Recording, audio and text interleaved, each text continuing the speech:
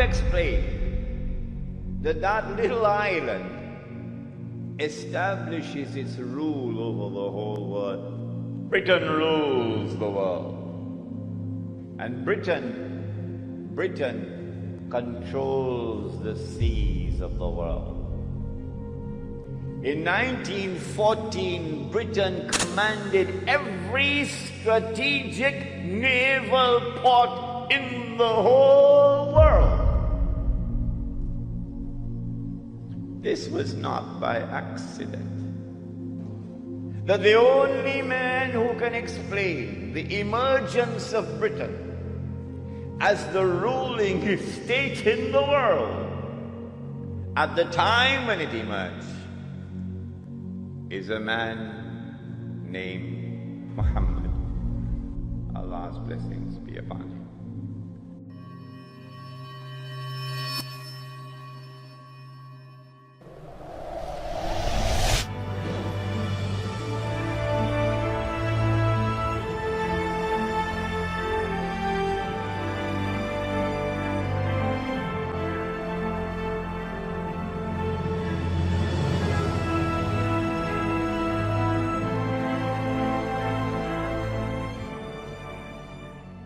I noticed that Britain strangely becomes the ruling state in the world.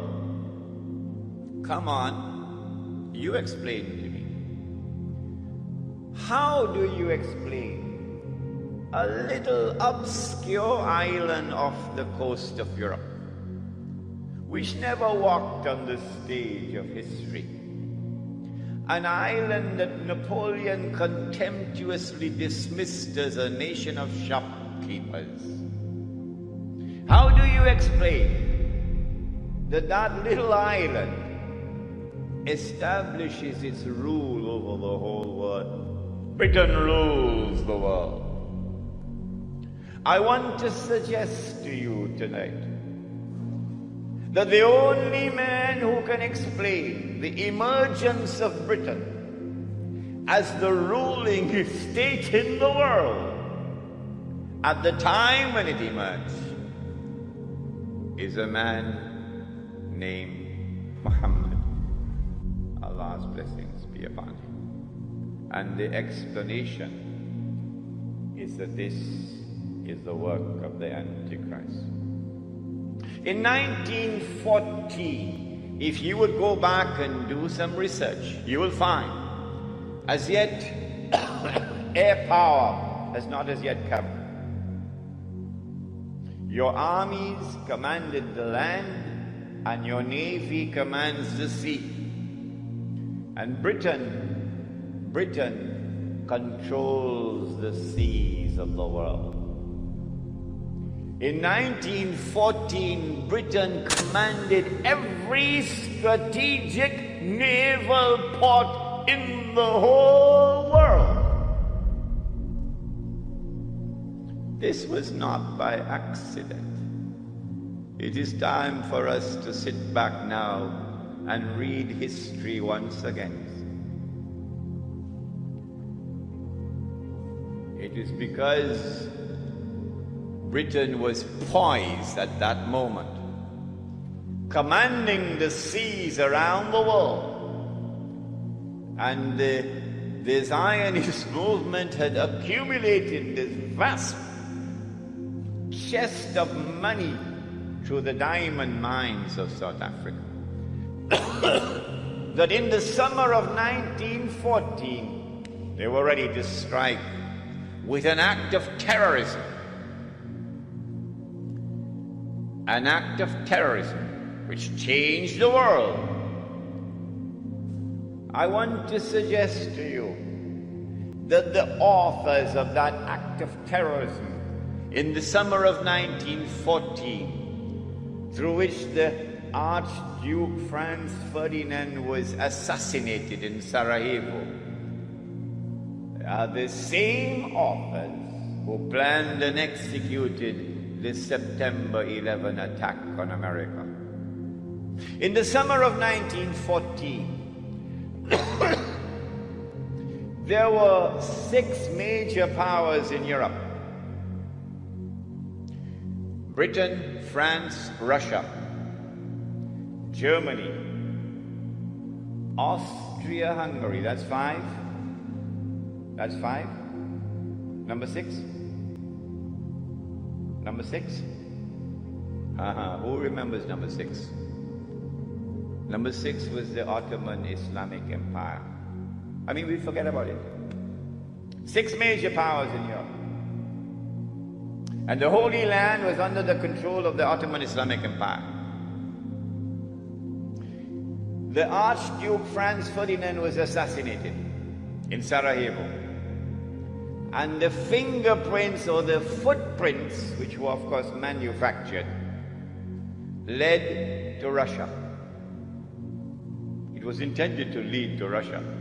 Like September 11 footprints or fingerprints was intended to lead to Arabs and Muslims. And so Austria-Hungary declared war on Russia as George Bush attacked Afghanistan. And then Britain and France, who had a defense treaty with Russia, now came to the assistance of Russia and joined the war. And then Germany entered the war on the side of Austria-Hungary. And then the Ottoman Islamic Empire was pushed, shoved into the war on the side of Germany. And so the stage was set, as the stage is now set today after September the 11th. And the big war took place. But strangely, Britain was losing that war, because Germany unveiled a new weapon of war that had never been used before, the submarine. And when Britain was on her knees,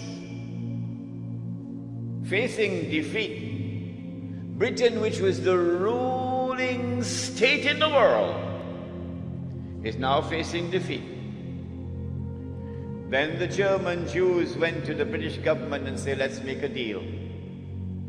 If you will promise to give us the Holy Land, we'll bring the United States into the war on your side. Britain said, deal. You will see all of this on the last day. The Balfour Declaration was a commitment that the British made to the Zionist movement during the fighting of the First World War,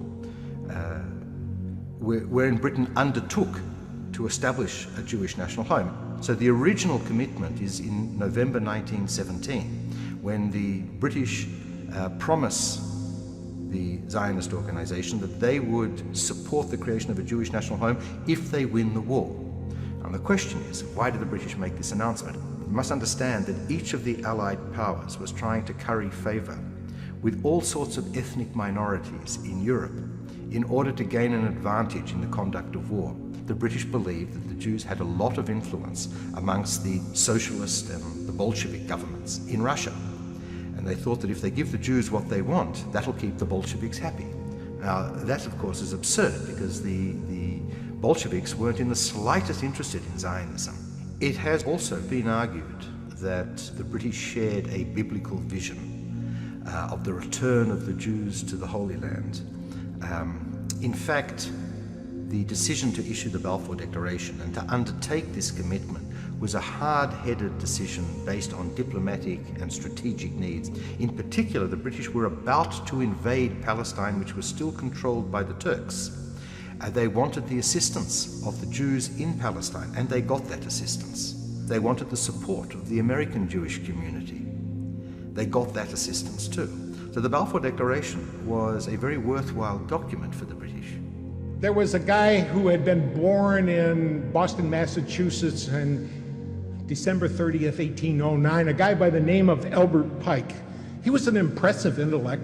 He was a Harvard graduate back when it really meant something. He was the master of 16 languages, and he was a despicable son of a... because he openly worshipped Satan. He was part of an organization called the Philatelists. He was the one that converted this Knights of the Golden Dawn to the Ku Klux Klan. And he was the author of a book called Morals and Dogma.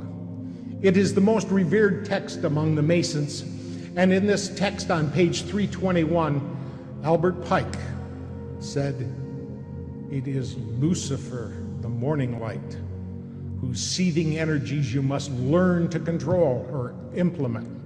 So it was this Albert Pike, the same guy that wrote a letter to his superior in the Illuminati, a guy over in Europe by the name of Giuseppe Mazzini, who was the revolutionary leader. And Giuseppe Mazzini also happened to be the founder of the Mafia. This letter that he wrote to Giuseppe Mazzini on August 15 of 1871 outlined 3 world wars.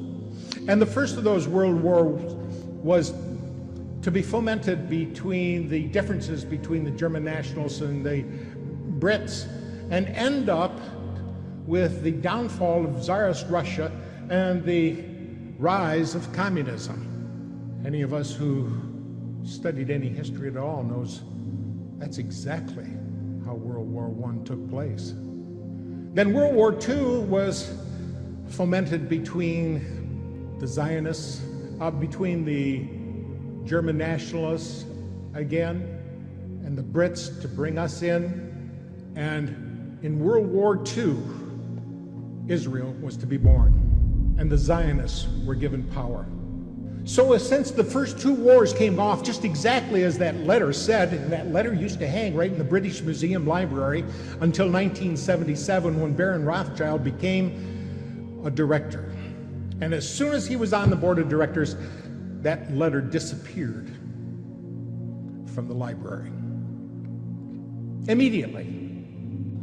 And so the United States entered into the war. And Britain won the war. In the process, the Ottoman Islamic Empire was defeated, was dismembered, and the Holy Land was liberated for the Jews. And so an act of terrorism led to this strategic target being achieved, the liberation of the Holy Land.